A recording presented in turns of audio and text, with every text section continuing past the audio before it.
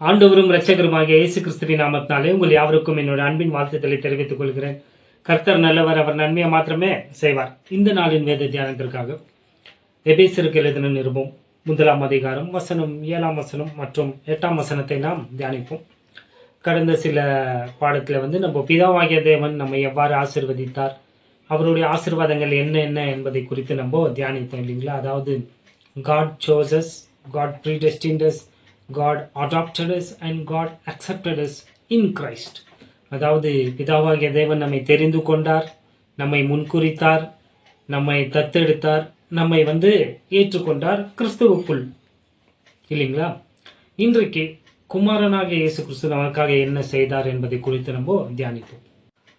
ஒரு பையன் இருந்தான் பாருங்க. அந்த பையனுக்கு போட்டுனா ரொம்ப இஷ்டம், படகு, லிட்டில் போட். நம்மளுக்கு கூட இஷ்டம் இல்லைங்களா? நம்மள சின்ன வயசுல என்ன பண்ணியிருக்கிறோம், பேப்பர்ல போட் செஞ்சு பக்கெட்ல தண்ணி ரொப்பிட்டு எல்லாம் விட்டு இருக்கிறோம் இல்லைங்களா? அல்லது மழை தண்ணி போறப்போ அதுல பேப்பர்ல போட் செஞ்சது இல்லைங்களா? படகு செஞ்சு விளையாடி இருக்கிறோம் இல்லையா? 90s கிட்ஸ் எல்லாம் விளையாடி இருப்பாங்க நிச்சயமா. 2K கிட்ஸ் கூட சிலர் ஆடுறதுன்னா பார்க்கத்தான் செய்யறோம் பாருங்க. ஒரு ஆசை இல்லைங்களா?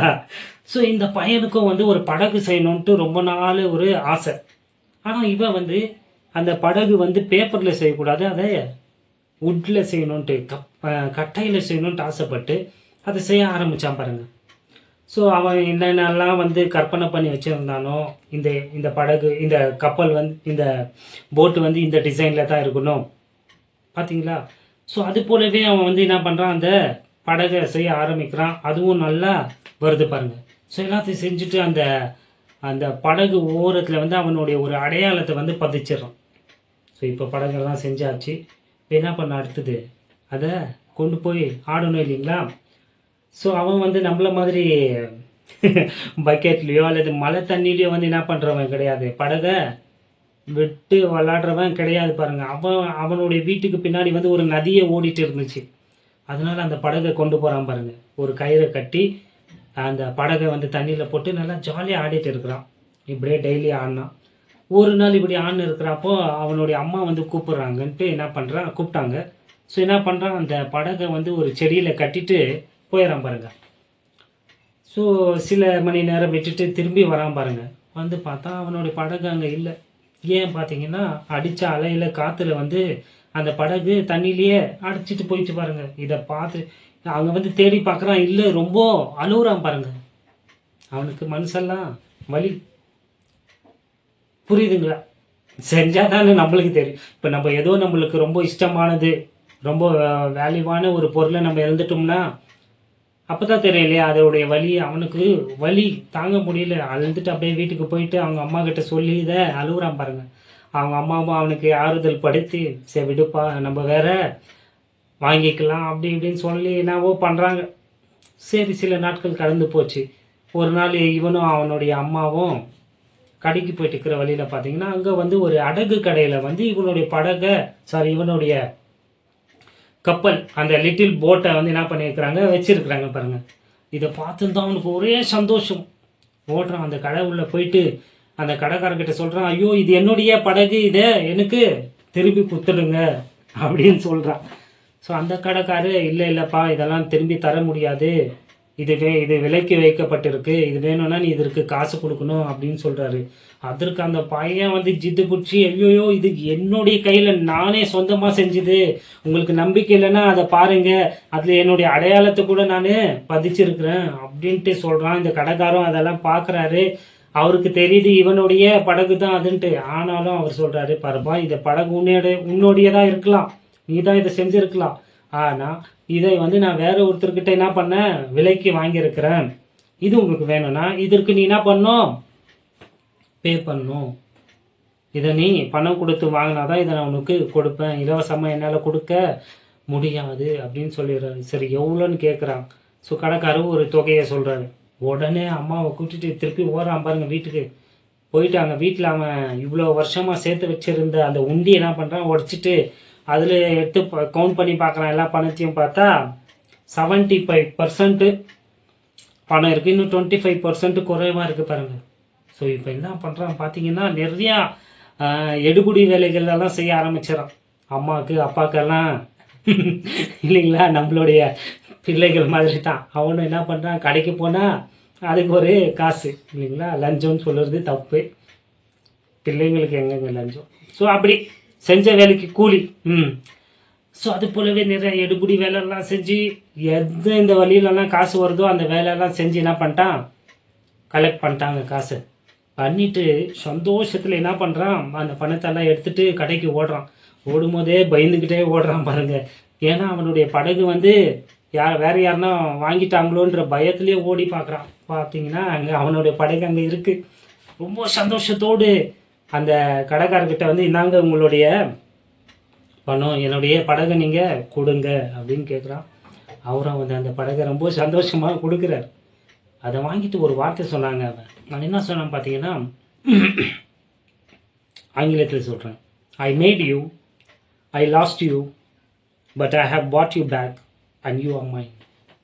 அவன் சொன்னான், நான் தான் உன்னை என்ன பண்ணேன், செஞ்சேன், ஆனால் நான் உன்னை தொலைச்சிட்டேன், ஆனால் மீண்டும் உன்னை நான் என்ன பண்ணிட்டேன், விலைக்கு வாங்கிட்டேன், இனி நீ எனக்கு தான் சொந்தம், யூ ஆர் ட்வைஸ் மைன் அப்படின்னு சொன்னாங்க. உண்மைதாங்க. இந்த கதையை வந்து நான் வாசிக்கிறப்போ ஆண்டவர் என்கிட்ட சொல்லியிருந்தது, ஆண்டவர் என்கிட்ட அதுதான் பேசினாரு, இதைத்தான்ப்பா நான் உனக்கும் செஞ்சேன் இல்லைங்களா? ஆண்டவர் வந்து ஆதியில மனுஷனை படைச்சாரு, ஆதாம் ஏவாளை படிச்சுட்டாரு.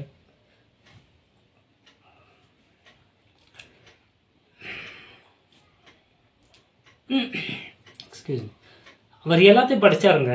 ஆனால் எல்லாத்தையுமே அவர் வந்து அப்படியே சொன்னார், வெளிச்சம் உண்டாக கிடவுது, நிறைய வெளிச்சம் உண்டாச்சு. இப்படி ஒவ்வொன்றா படிச்சுட்டு வராரு. 6 நாளில் வந்து இந்த உலகத்தை அவர் சிருஷ்டித்தார் இல்லைங்களா? ஸோ எல்லாத்தையும் படித்தார். என்ன பார்த்தீங்கன்னா அவருடைய வாயின் வார்த்தையினால வந்து சொன்னார், அது அப்படியே ஆயிடுச்சு பாருங்க. ஆனால் மனுஷனை படைக்கிறப்போ அவர் வாயில சொல்லுங்க. உங்களுக்கு தெரியுங்களா? மனுஷனை படைக்கிறப்போ அவர் என்ன பண்ணுறாரு பார்த்தீங்கன்னா, களிமண்ணை எடுத்து அதை வணையறாருங்க. புரியுதுங்களா? பார்த்துருக்குறீங்களா? பொம்மையெல்லாம் செய்வாங்க இல்லையா மண்ணில், அதை செஞ்சுட்டு அவனுடைய நாசியில் வந்து சுவாசத்தை, இவருடைய சுவாசத்தை ஊதுறாருங்க. அப்போ தான் மனுஷன் ஜீவத்துவமாக மாறுறான். என்ன சொல்கிறேன், அவருடைய சாயலாக மனுஷனை வந்து அவர் சிருஷ்டித்தாருங்க. ஆணும் பெண்ணுமாக அவர்களை சிருஷ்டித்தாரு. அவங்களோடு வந்து ஐக்கியம் கொண்டாரு. ரொம்ப சந்தோஷமா தாங்க இருந்துச்சு வாழ்க்கை ஆதாமுக்கும் ஏவாளுக்கும். அனுதினம் காலையில் அவர் என்ன பண்ணுவார், வருவார், நல்லா சந்தோஷமா இருந்தாங்க. ஆனால் ஒரு நாள் என்ன ஆச்சு பார்த்தீங்கன்னா, எப்பவுமே ஆண்டவர் வரப்போ முன்னாடி வந்து நிற்கிறவங்க அன்னைக்கு ஆளை காணும். ஆண்டவர் வந்து, ஆதாமே நீ எங்கே இருக்கிற அப்படின்னு கேட்குறாருங்க. முதல் முறைங்க. இதுக்கு முன்னாடி அவர் கேட்டதே கிடையாது. ஏன்னா எல்லாம் அந்த இடத்துல அந்த ஸ்பாட்ல சந்திப்பாங்க, அந்த ஏதேன் தோட்டத்தில் அங்கே தான் நிற்பாங்க. இன்னைக்கு ஆளை காணும் 2 பேரும். எங்க இருக்கிற, தொலைஞ்சிட்டாங்கங்க. உண்மையா வந்து தேவனை விட்டு அவங்க என்ன ஆயிட்டாங்க, தொலைஞ்சிட்டாங்க. உண்மையிலேயே அவங்க என்ன சொல்லியிருக்கணும், ஆண்டவரே நாங்கள் தொலைஞ்சு போயிட்டு இருக்கிறோம் இந்த கார்டன்லன்னு தான் சொல்லிக்கணும். பாவம் இல்லைங்களா? பொய் சொல்ல வைக்குது. நாங்கள் ஒளிஞ்சிட்டு இருக்கிறோம். ஆண்டவரோடு உள்ள அந்த உறவு வந்து என்ன ஆயிடுச்சு, துண்டிக்கப்பட்டுச்சுங்க. தொலைஞ்சு போயிட்டாங்கங்க பாவம் செய்து. மனிதனுடைய வாழ்க்கை பார்த்தீங்களா எப்படியாக, எவ்வளோ அழகா இருந்த வாழ்க்கை பாவம் என்று உள்ள வந்திருந்தோம், என்ன ஆயிடுச்சு, அலங்கோலமா மாறிடுச்சு பாருங்க. அதற்கப்புறம் என்ன நடந்துச்சு உங்களுக்கு நான் சொல்லியிருக்கிறேன். ஆதாமிய வாழ்க்கை கதையெல்லாம் நிறைய சொல்லியிருக்கிறேன் உங்களுக்கு. மனிதன் பாவம் செய்து, எல்லோரும் பாவம் செய்து தெய்வனுடைய மகிமை இழந்து என்ன ஆயிட்டோம், இழந்து போயிட்டோம். ஸோ ஆண்டவர் வந்து அங்கே என்ன பண்ணுறாரு, ஒரு திட்டம் தீட்டுறாரு. என்ன அது, ரட்சிப்பின் திட்டம், மீட்பின் திட்டம் பாருங்க. ஸோ இந்த தொலைந்து போன, காணாமற் போன இந்த மனிதனை எப்படி ஆகிலும் மீண்டும் என்ன பண்ணோம், மீண்டும் அவனை மீட்டு கொள்ளணும்ட்டு ஆண்டவர் வந்து ஒரு பிளான் பண்றாரு பாருங்க. 7ஆம் வசனம், அவருடைய கிருபையின் ஐஸ்வர்யத்தின்படியே இவருடைய இரத்தத்தினாலே பாவ மன்னிப்பாகிய மீட்பு இவருக்குள் நமக்கு உண்டாயிருக்கிறது. பாத்தீங்களா, வசனம் கிளியரா சொல்லுங்க. we have redemption in Christ. அதாவது நம்ம மீட்கப்படுவதற்காக நம்ம எதையும் செய்ய வேண்டிய அவசியம் கிடையாதுங்க. இன்னைக்கு நிறைய சபையிலையும் போதிக்கிறாங்க. நிறைய பேர் என்ன பண்றாங்க, ரட்சிக்கப்படுறதுக்கு கிரியை செய்யறாங்க. அது வேதத்திற்கு முரண்பாடான சத்தியம். ஏன்னா வசனம் சொல்லுது we have redemption இருக்கா இல்லைங்களா? we are not working for it. இவருடைய ரத்தத்தினாலே பாவ மன்னிப்பாகிய மீட்பு இவருக்குள் நமக்கு உண்டாய் இருக்கிறதுங்க. ஆல்ரெடி நமக்கு மீட்பு இருக்கு. யாரெல்லாம் ஆண்டவராகிய இயேசு கிறிஸ்துவை சொந்த இரட்சகராக ஏற்றுக்கொண்டீர்களோ நீங்க எல்லாம் மீட்கப்பட்ட ஆயிற்று. உங்களை ஆண்டவராக இயேசு கிறிஸ்து என்ன பண்ணிட்டாரு, தன்னுடைய ரத்தத்தை சிந்தி உங்களை வாங்கிட்டாருங்க விலைக்கு. இனி நீங்க எதையும் செய்ய வேண்டிய அவசியம் கிடையாது. ஸோ ரொம்ப ஜாக்கிரதையா இருக்கணும் இந்த விஷயத்துல. ஏன்னா இந்த விஷயத்துல கிறிஸ்தவங்களே இன்னும் தவறுல இருக்கிறாங்க. எப்படிங்க அந்நியர்கள் புறஜாதியார்கள் ரட்சிக்கப்படுவாங்க? நல்லா கவனிங்க. கிறிஸ்துவத்தின் மிக முக்கியமான சத்தியம், வேதத்தின் மைய பொருள், ஒரே ஒரு சத்தியம்னா அது இதுதாங்க. அதாவது மனிதன் பாவம் செய்து தொலைந்து போனான், அவனை ஆண்டவராக இயேசு கிறிஸ்து என்ன பண்ணாரு, தன்னுடைய ரத்தத்தை சிந்தி மீட்டு கொண்டாரு என்பதுதான் இந்த வேதத்தின் சத்தியம், ஒரே சத்தியம். இதையே நீங்க தவறா போதிச்சீங்கன்னா அப்புறம் ரொம்ப கஷ்டம் பாருங்க. ஆனா இந்த சத்தியத்தை புறஜாதியார்கள் நம்புறது கிடையாது. ஏன் பார்த்தீங்கன்னா அவங்க தொலைந்து போனாங்க இல்லையா, பாவம் செய்து எல்லா மனிதர்களும் அவங்க இஷ்ட போக்கிலே போயிட்டாங்க இல்லைங்களா. அப்படி போற வழியில என்ன நடந்துச்சு பார்த்தீங்கன்னா, அவங்கவுங்களுக்குன்னு ஒரு கொள்கை, அவங்கவுங்களுக்கு சில பாரம்பரியங்கள்.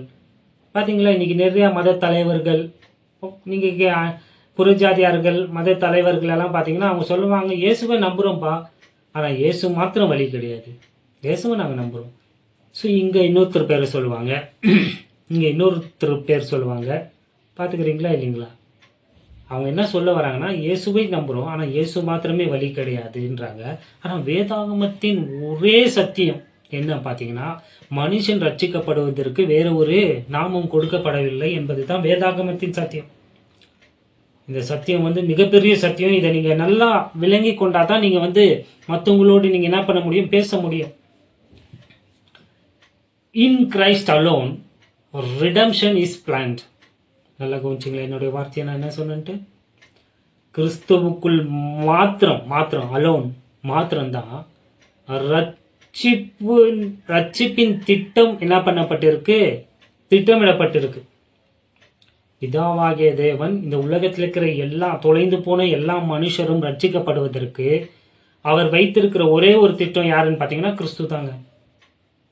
புரியுதுங்களா? சொல்லுங்க. in Christ alone redemption is planned and it was perfectly executed by Lord Jesus Christ on the cross, never apart from him. இந்த சத்தியம் புரிஞ்சிச்சிங்கன்னா உங்களுக்கு கிறிஸ்தவம் புரிஞ்சிச்சுங்க. தொலைந்து போன மனிதனை மீட்கும்படியாக தேவன் ஒரு திட்டத்தை தீட்டினார். அந்த திட்டம் ஆண்டவராகிய இயேசு கிறிஸ்து கல்வாரி சிலுவையிலே தன்னுடைய ரத்தத்தை சிந்த வேண்டும் என்பது. இது புரிஞ்சிச்சுன்னா உங்களுக்கு கிறிஸ்தவம் புரிஞ்சிச்சுங்க.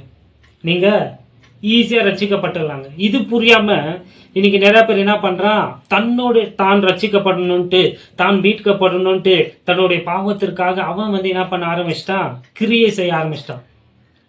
நான் என்ன காப்பாத்திக்கிறேன், நான் என்ன பண்ண போறேன், இதை செய்ய போறேன், நான் அதை செய்ய போறேன், நான் என்ன பண்றேன், என்னுடைய சரீரத்துல நானே பாடு அனுபவித்து நானே கஷ்டப்பட்டு முயற்சித்து நான் என்ன பண்ண போறேன், மீட்கப்பட போறேன், என்னையே காப்பாத்தி கொள்ள போறேன்ட்டு எல்லா மதங்களும் என்ன பண்ணின்னு இருக்காங்க, பிரயாசப்பட்டு கொண்டு இருக்கிறாங்க. அவங்க என்னத்தான் ரவுண்ட் அடிச்சாலும் அது முடியாது. நீ கடைசியா எங்க தான் வரணும், சிலுவை கிட்ட தாங்க வரணும். ஏன்னா அங்க மாத்திரம் தானே ரட்சிப்பின் திட்டம் என்ன பண்ணப்பட்டிருக்கு, தீர்மானிக்கப்பட்டிருக்கு.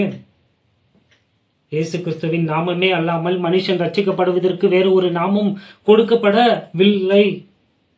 இயேசு கிறிஸ்து மாத்திரம் அப்படின்னு சொல்றதுக்கு காரணம் புரிஞ்சிச்சிங்களா இப்ப நாங்க ஏன் சொல்றோம்ட்டு? ஏன்னா பிதாவாகிய தேவன் ஏதேன் தோட்டத்துல என்ன பண்ணிட்டாருங்க, 3ஆம் அதிகாரம் 15ஆம் வசனத்துல மனிதன் பாவம் செய்திருந்தோ இப்படி என்னுடைய குமாரனே கடவுளே இந்த பூமியில என்ன பண்ண போறாரு, உங்களுக்காக மரிக்க போறாரு, அவர் தன்னுடைய ரத்தத்தை சிந்தி உங்களை மீட்டு கொள்ள போறாருன்னு அப்பவே சொல்லிட்டாருங்க. அதுக்கப்புறம்லாம் வந்து இதெல்லாம் எப்படி நடந்துச்சுன்னு உங்களுக்கே தெரியும். பைபிளை படிச்சிங்கன்னா மனுஷனா உலகமெங்கிலும் சிதறடிக்கப்பட்டு அவன் தன் தன் போக்கில் என்ன பண்ணிட்டான், போயிட்டான். தேவனை தேடுகிறவன் ஒருவனும் இல்லை, ஒருவனும் நல்லவன் கிடையாது. ரோமர் 3ஆம் அதிகாரம். விளங்குதுங்களா இல்லைங்களா சொல்ல வருது? ஸோ இயேசு கிறிஸ்து தாங்க வேதாகமத்தின் மைய நபரே அவர் தாங்க. அவர் இல்லாமல் ரட்சிப்பு இல்லை. ஏன் அதை சொல்றோம் பார்த்தீங்கன்னா, ஏன்னா அவருடைய ரத்தம் சிந்தப்பட்டால் மாத்திரம்தாங்க ரட்சிப்பு. ஏன் அப்படி?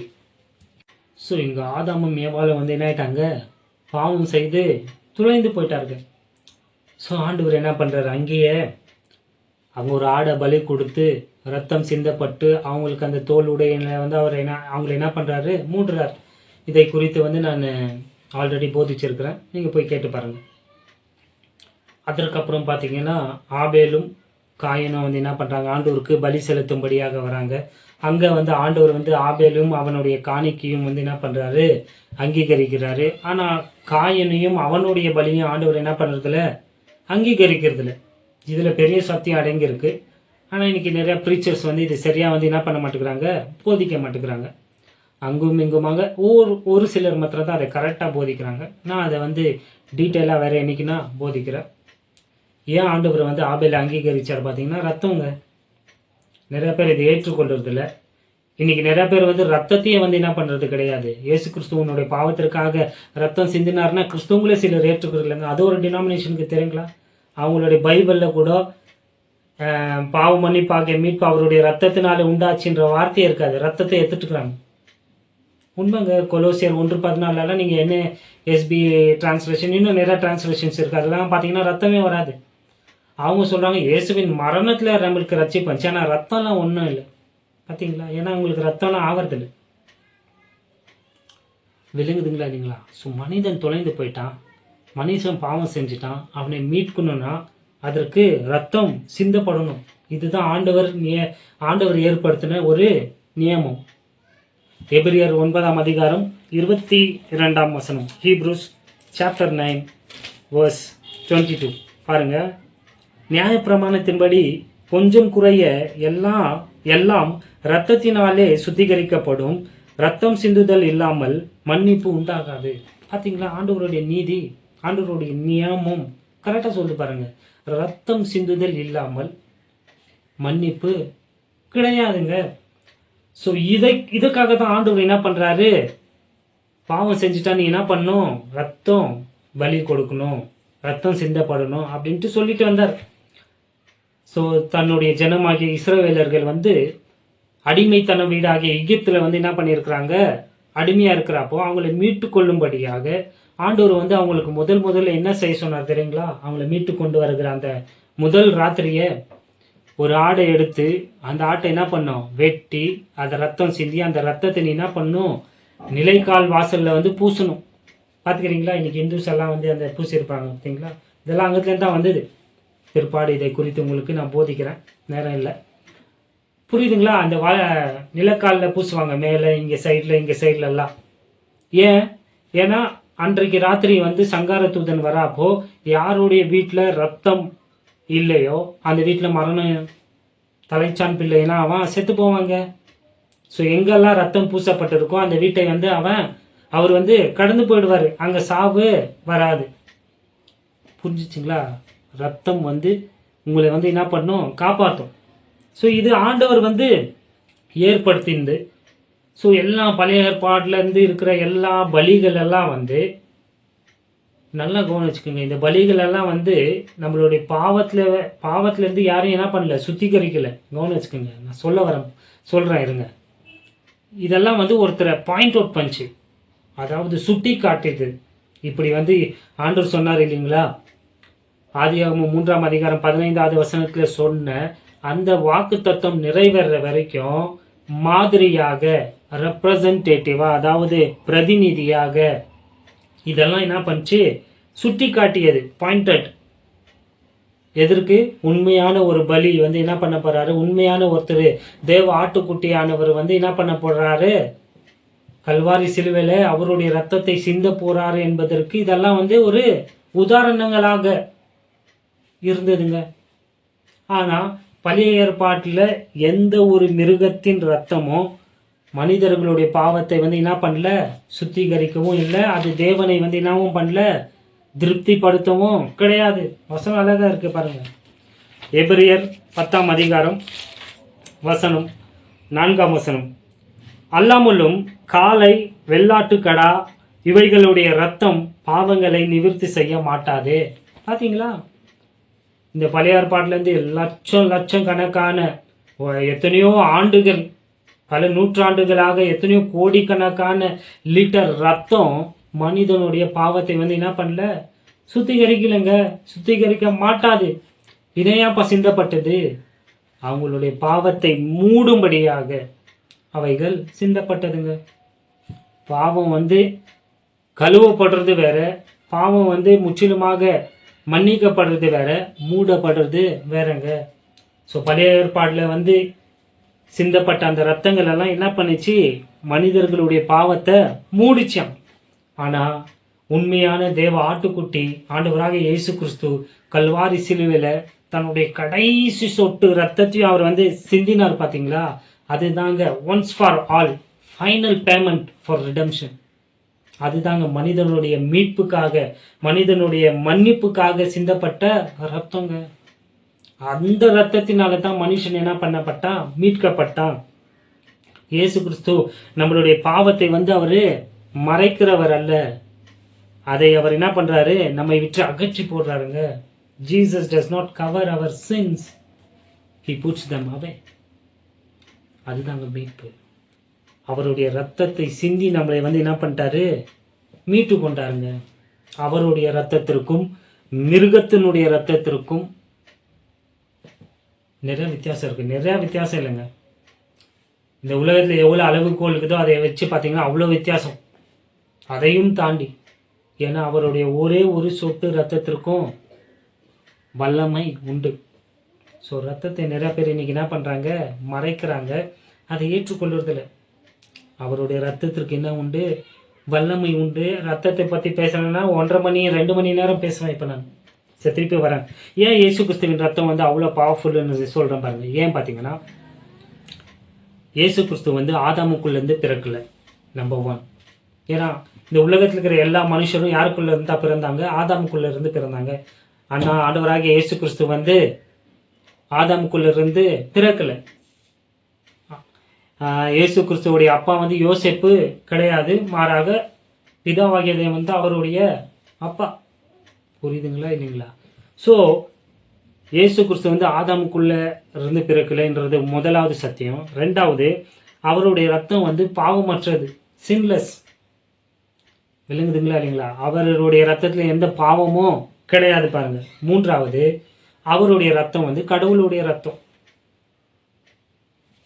புரியுதுங்களா இல்லைங்களா? Jesus was 100% man and Jesus was 100% God. இது புரியாத நிறைய பேருக்கு தலையே குழம்பிடுதுங்க. அவர் மனிதனாக வந்தார், ஆனால் அவருக்குள்ள யார் இருக்கிறாங்க, கடவுளுங்க. அதாவது he has 2 natures, divine nature, human nature. இல்லைங்களா? அவருடைய திவ்ய சுபாவமும் தெய்வீக சுபாவமும் மனித சுபாவமும் கொண்ட ஒரே நபர் இந்த உலகத்துல வாழ்ந்தார்னா அது ஆண்டவராகிய இயேசு கிறிஸ்து தாங்க. புரியுதுங்களா? ஏன் இயேசு மாத்திரன்றதுக்கெல்லாம் சொல்லணும் வரேன் பாருங்க.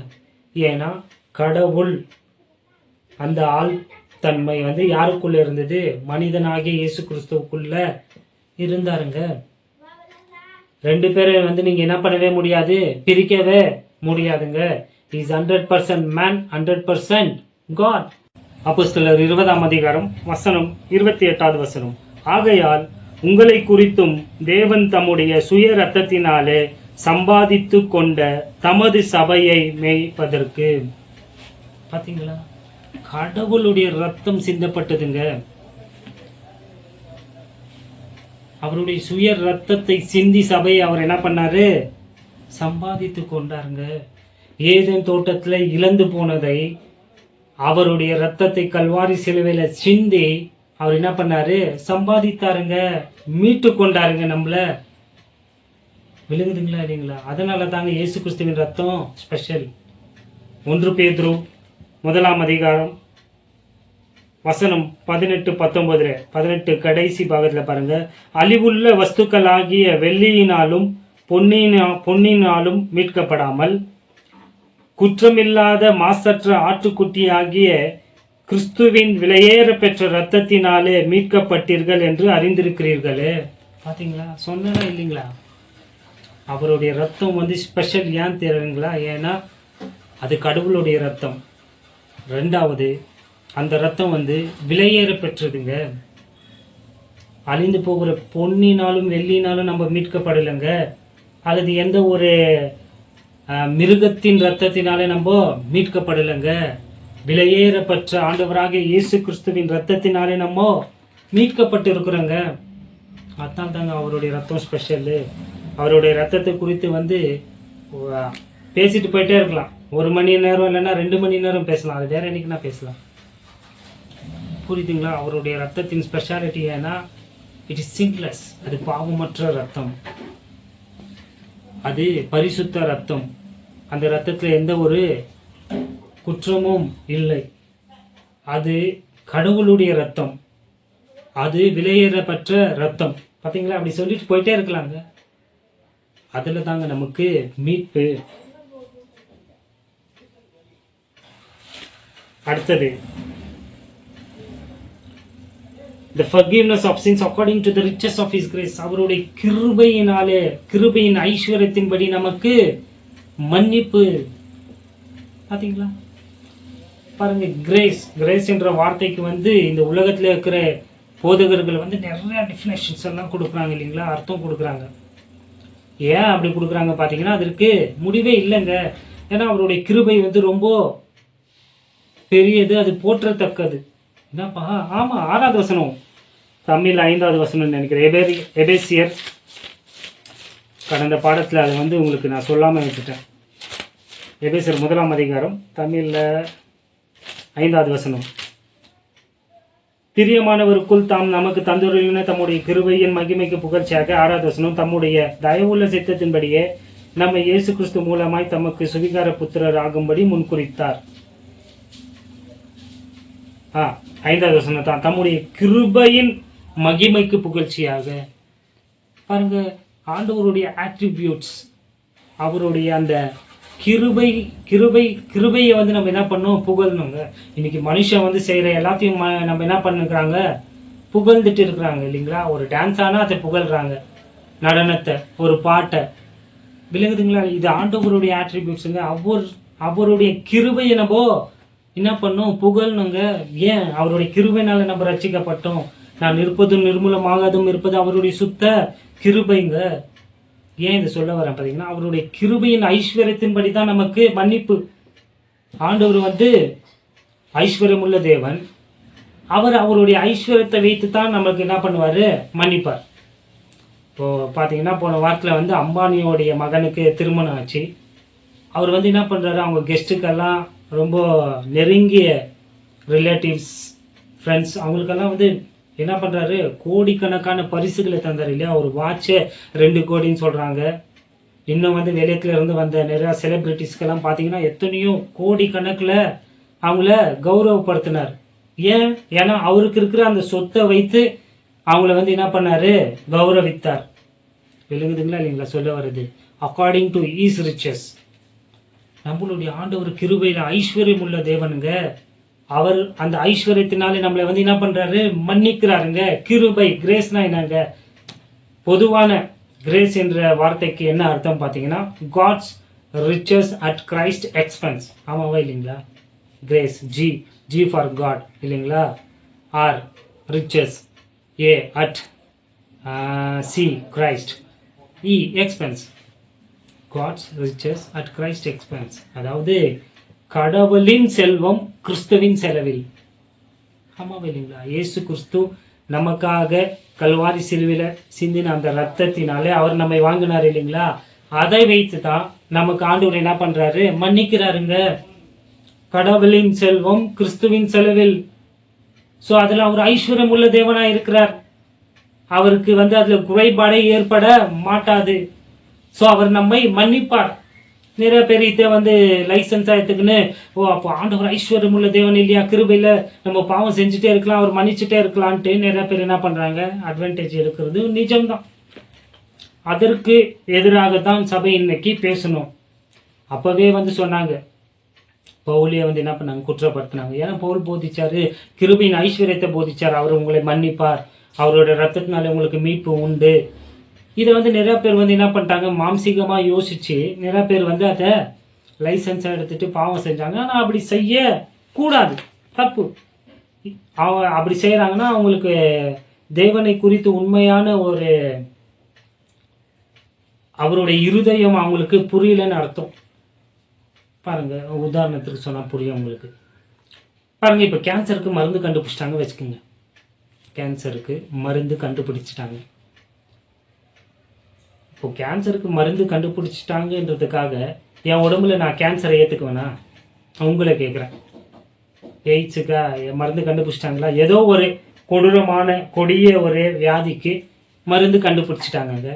மருந்து கண்டுபிடிச்சிட்டாங்கன்றதுக்காக அந்த நோயை உங்க உடம்புல நீங்க ஏத்துப்பீங்களா?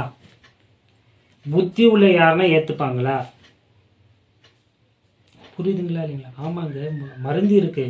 மருந்து இருந்தாலும் நம்ம அந்த நோயை நம்மளுக்குள்ள ஏத்துக்க மாட்டோம். ஏன்னா அந்த நோயை நமக்குள்ள ஏத்துக்கினா அவஸ்தைப்பட போறது, கஷ்டப்படுறது யார் தான்? நாம தாங்க. அது போலவே தாங்க நம்மளுடைய பாவத்திற்கு என்ன இருக்கு, மன்னிப்பு இருக்கு, கிருபை இருக்குன்றதுக்காக நம்ம பாவம் செய்யலாமா? கூடாது. ரோமர் 7ஆம் அதிகாரம்லாம் அது தாங்க பவுல் டீல் பண்றாரு. மறுபடியும் பிறந்த ஆவியினால நடத்தப்படுகிற நாம பாவம் செய்ய கூடாது. நமக்கு பாவம் செஞ்சா மன்னிப்பு இருக்கு, அவர் நம்மளை மன்னிக்கிறார். ஏன்னா அவரு கிருபையில ஐஸ்வர்யம் உள்ள தேவன் தாங்க. ஆனா அதை நம்ம அட்வான்டேஜா ஒருபோதும் எடுத்துக்கொள்ள கூடாது. விளங்குதுங்களா இல்லைங்களா சொல்றது? இல்லைங்களா? ஆனா ஒருபோது சத்தியத்தை விட்டுறாதீங்க. அவர் கிருபையில ஐஸ்வர்யம் உள்ள தேவன். எங்கே பாவம் பெருகியதோ அங்கே கிருபை அதிகமாக பெருகிற்று. ரோமர் 5ஆம் அதிகாரம் 20ஆம் வசனம். கிருபை இருக்குன்றதுக்காக போயிட்டு பாவம் செஞ்சிடாதீங்க. ஆனா ஒருவேளை பாவம் செஞ்சிட்டீங்கன்னா அந்த பாவத்தை மூடி மறைக்காதீங்க. அந்த பாவத்தை உங்களுடைய கிரியை வைத்தெல்லாம் நீங்க என்ன பண்ணிடலாம், மறைச்சிடலாம், அதை கழுவிடலான்ட்டு முயற்சிக்காதீங்க. அவருடைய ரத்தம் மாத்திரமே நம்மளுடைய பாவத்தை சுத்திகரிக்கும். விளங்குங்களா? ஸோ ஆண்டவருடைய ஆசீர்வாதங்கள் எல்லாமே எப்படிப்பட்டதுன்னா, இட் இஸ் வித்தவுட் மெஷருங்க, abundantly. ஆமாவா இல்லைங்களா? அந்த வசனம் 8வது வசனம் அதை தான் சொல்லிட்டு பாருங்க. which he made to abound toward us in all wisdom and prudence. எவ்வளவு ஞானத்தோடும் புத்தியோடும் அந்த கிருபையை தேவன் வந்து என்ன பண்ணியிருக்கிறாரு, பெருக பண்ணியிருக்கிறாரு இல்லைங்களா? அதை வந்து நம்ம ஒருபோதும் என்ன பண்ணக்கூடாது, நம்மளுடைய சுய இச்சைக்கு சாதகமாக மாற்றிக்கொள்ள கூடாது. அது தவறு.